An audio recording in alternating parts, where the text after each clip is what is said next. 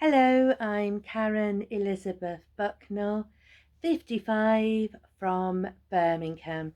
I have a history of fibroids and cysts and a benign tumour on my uterus, which they removed.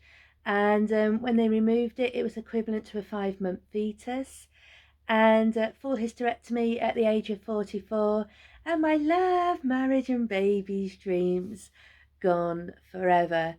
I then got, a few years after that, aged 48, diagnosed with stage 3 bowel cancer. Despite going backwards and forwards to the GP for 3 months, who thought I was walking around with piles, despite saying I have a family history of bowel cancer, I was diagnosed with stage 3 bowel cancer. And that was like 6 weeks of radiotherapy, 6 months of chemotherapy, surgery, and a stoma and a colostomy bag. My bag for life that saved my life, my bag for living. And next month I will be celebrating 6 years since my bowel cancer surgery and wearing my little colostomy bags. And just like Barbie, this is all my medication, pain relief, creams. And just like Barbie, I love wearing pink, have the Barbie butt, sewn up bum, and living my best life ever.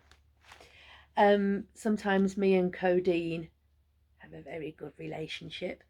My benign brain tumour hasn't grown in 18 months, which is brilliant news.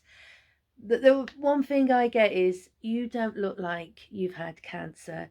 You don't look like you have a benign brain tumour. You don't look like you're wearing a colostomy bag. How come you have hair?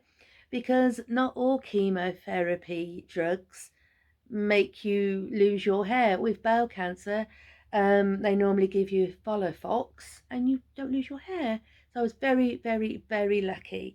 The other thing which I feel is very important is the doctors and nurses don't understand, in my opinion, the psychological damage that cancer does to you, and having a brain tumour. Survivor's guilt, post-traumatic stress disorder, anxiety and stress every time you have your bloods or a scan. You're a nervous wreck. Oh my God, has the cancer come back again? Sometimes I feel I'm like a cat with 9 lives. And you're too young to get cancer. The hospital told me when I was diagnosed, age 48, back in 2019, that they're seeing more and more people in their 40s and 50s being diagnosed with bowel cancer than in the over 60s bracket. That's it.